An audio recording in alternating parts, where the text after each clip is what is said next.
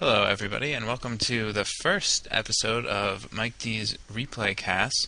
This is just a little thing that I'm putting together to add some content, some VOD, video on demand content to my website, where more or less I'm just going to be doing some analysis of replays of games that I've played. I'm also going to be releasing a replay pack fairly soon, and some of these replays might be included in that, but this is going to have some audio commentary to it as well. And so if you're a fan of my stream, and you may have seen some of these games before, but this time I'll be able to go into much more in-depth analysis, and because they're games that I've played and not games of other people, I can actually tell you what was going on in my head during it. So we're going to get this started pretty quickly. I'm not going to do too much fancy stuff right away with this. So I have the replay loaded up. It's a PvT. We did a little vote, and PvT seemed to be the victor, and so I went back and found a recent PvT game that I played yesterday, and I'm just going to try and walk you through what I was thinking in the game. Little disclaimer, it may or may not be the absolute best response in every situation or what have you, but this is just kind of my thought process throughout the game. I try and do that a little bit while I'm actually playing and streaming, but I'm going to try and go into it a little bit more detail here. I'll be able to pause and talk about certain things like that. So here I am at the 0-second mark, and I'm going to be unpausing right about now. And not much going on just yet. So, but I want to talk a little bit about the map. On this map in general, I've kind of come to the conclusion against Terran, you can pretty safely one gate expand in most situations. So basically, that's my game plan going into it, unless I see otherwise. Like on other maps, smaller maps, my game plan will be I'm going to 3-gate expand unless I see otherwise. And this map is kind of the other way around. I'm going to 1-gate expand unless I see otherwise. So I'm just going to do some standard scouting. Another thing to note on this map that I like, I always scout on 9. You know, on smaller maps against Terran, you can get away with scouting on 12 often, but you're never going to, and being scouting on 12, I mean scouting after you build your gateway. Sometimes that would be 13, actually, if you did it like that with 2 chrono boosts. But on this map, you really have to scout on 9, because if you don't, that 3-minute and 10-second mark that comes up fairly quickly will happen, and that's when the first Marine comes out, and then your probe's going to get denied access to his base, and you're not even going to get to see if he's going gas or not. And that's the main thing that you're scouting for. That's like the thing that tells you most definitively what's going on, because the Terran can trick you with how many Marines he makes, if he makes a tech lab or not. That doesn't 100% tell you what he's doing, but seeing no gas pretty much breaks it down into one of 2 options. So we're going to take a look. And here's another thing to note. I send a second scout when my first scout doesn't make it here, because on this map it's so big that if you don't send this second scout, by the time my first scout gets to his base, again, that Marine will be out, and I won't be able to see whether or not he has gas geysers. And that's a huge tell. I mean, basically, if you see no gas, there's one of 2 things that he's doing. Is Marine SEV all in, or some sort of no-gas Marine expansion, which is quite popular right now. So if we take a look at my scouting right now, I have it on my vision. What we're my vision, there we go. What I'm looking for, first off, is the gas geysers. And right here, I take his gas. And the idea behind this is if he's teching, I wanna have his gas stolen. The main reason, though, the main thing that influenced me to do it this time was that I saw his barracks was so close to his geyser. So it's just like, well, if I take that gas, I'm actually going to get infinite vision of his barracks here until he kills it, which will allow me to see plenty of different things. So we'll take a look at that as well. We go back to my build order here. Not much going on, pretty standard. I don't go for any sort of super early expansion because I did see the gas geyser. I managed to kill his SCV, which is kind of funny. And but let's go back here, because if we look at my vision, right now I see a barracks and a tech lab. And if you see this green glowy stuff on the tech lab, it actually means that he's upgrading concussive shell. You can tell that he's doing it. And of course, he wouldn't be starting stim this early or anything, because you can assume it's concussive shell. It's just a standard build.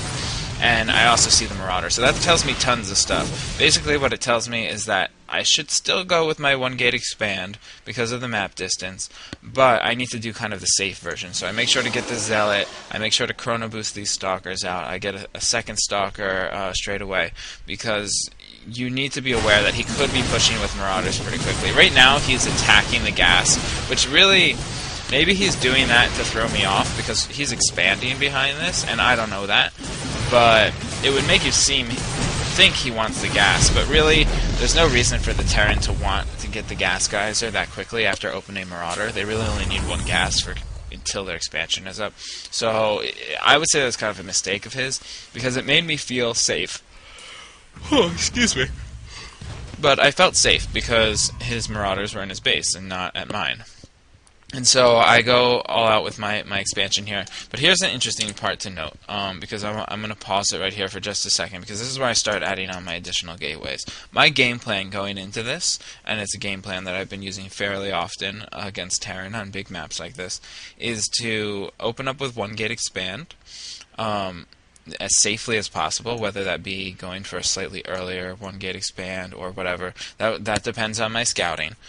But in general, I'm going for 1 gate expand, and then immediately upon expanding, I want to try and time 3 additional gateways so that I have 4 gateways with my warp gate tech. You can't always do it exactly on time, but you can, especially because I did the slightly safer version. But if you cut probes right now, which is what I'm doing, I'm not building probes for a short amount of time so that I have enough money to put these gateways down. So that very shortly, after doing this 1 gate expand, I actually have the ability to be aggressive, which is really great to be able to expand and be aggressive at the same time, because it protects your expansion. And the whole idea behind this is that I'm going to be being aggressive, and I'm actually going to grab an extremely fast 3rd base. And that will get me miles ahead, especially if I was able to do damage. Now, the point of the attack is just kind of to trade units, to make his units his ball of units less scary, because obviously if he attacks, if he feels like he can attack or do some sort of 2 base timing on me and I have a 3rd base going up, I'm going to be in a lot of trouble. So the point of the attack is kind of to keep him in the defensive mode, make him make a couple bunkers, that sort of thing.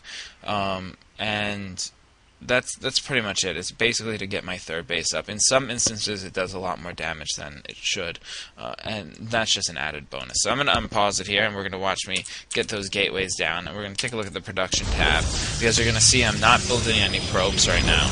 And as soon as I get this 4th gateway started, then I'm going to start building probes again, and I'm going to transfer probes here. And basically, it's a 4-gate timing, but it's off of 2 bases, and it should be hitting around the 8-minute mark, which is just about before they should be getting stim, even if they were going for it kind of quickly. It's not the fastest stim possible, would be before that, but he's throwing on a lot of barracks here, so I'm actually not going to be able to do that much damage. A lot of Terrans will tech at this point, and you'll be able to do a little bit more damage.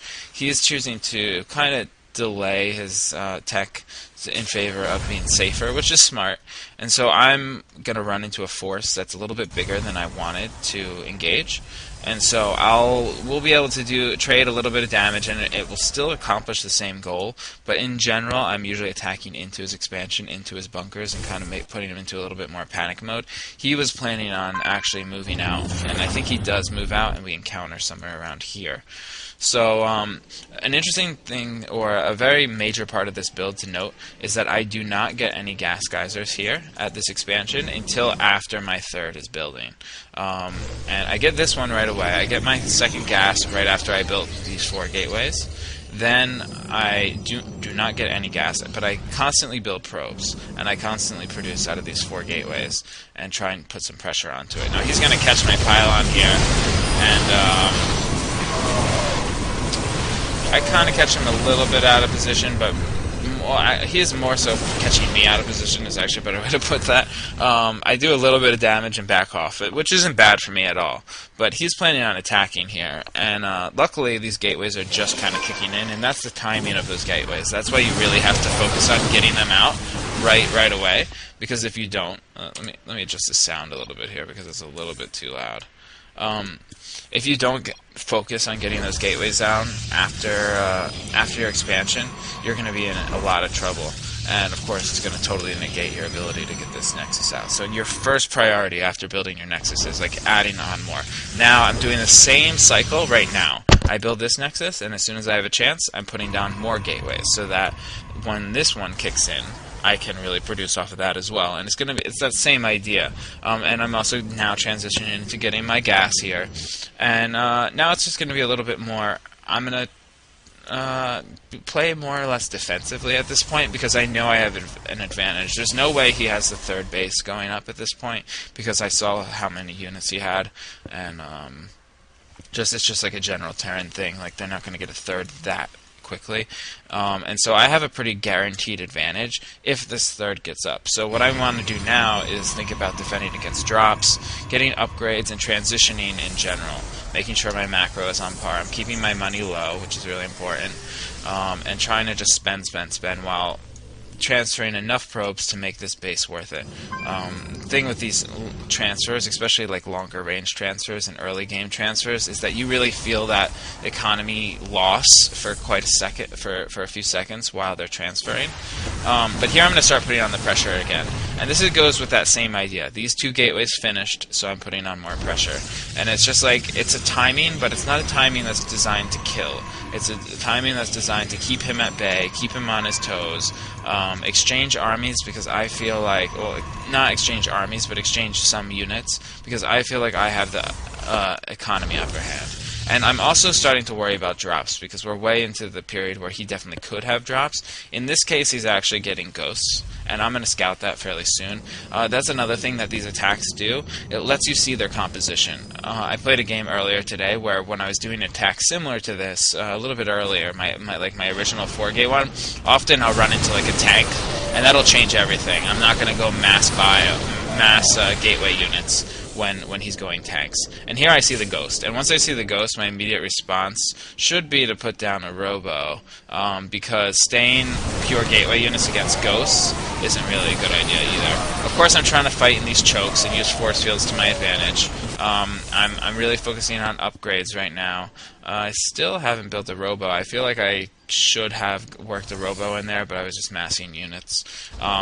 Okay, here's the robotics facility, because you can't survive with just gateway units against Marine Medevac Ghost. Even if you have 3/3 upgrades, it's not going to matter. Even with great force fields, it's not going to charge and blink, all of that. It's really not going to matter. You need Colossus or Templar, but of course, it would be kind of silly to go Templar against somebody who's already going Ghosts, or at least go straight Templar. That doesn't mean you can't transition into it later. But really, I'm just throwing on the macro right here. I'm also starting to worry about drops. That's the point of these spotter pylons as well, is to catch any drops that might come by. He's just now putting down his factory, though, so although the timing for most Terrans would already be dropping at this point, he's delayed it in favor of Ghosts, which is fine. But I'm responding quite well to it, I feel, and I was prepared for the drops. At least I have this tower. Getting map vision is great. This zealot is supposed to be on this tower. I think I move him pretty quickly here, but I just want to feel comfortable. I want to be able to look at my map and say, all right, I feel good. Start to get cannons once you get this spread out. Definitely something that you need to do. Cannons against Terran are really mostly for drop defense, and it's mostly just to buy you time. They're not really to fend off the drop. It's to allow you time to warp in units, to get to blink over, to get charge lots over there, that sort of thing. It's not really so much to fend off his drop. Like Zergling run-bys, cannons can handle that by themselves. You know what I mean? Like this sort of cannon setup would actually handle those small groups of Zerglings that would come. But Marines and Marauders will eventually overcome cannons. And here sorry, I just want to note another thing here. An interesting, important timing to do. Once you have 3 bases, you definitely probably want to have double robo. And a good thing to note is that the robotics bay takes about just as long as the robotics facility to build. So you build your first robo, and as soon as it finishes, you can throw down the bay and a second robo at the same time, and now you get double Colossus production at once. And if you can support that, that's great, especially when it's this sort of transition, because he's only scouted gateway units at this point, and he has no reason to have gone Vikings yet. So let's take a look at my vision as he moves out with this drop, because it's really my vision, my map vision is is my drop defense right now, and these pylons are in places that are pretty common for drops to go over.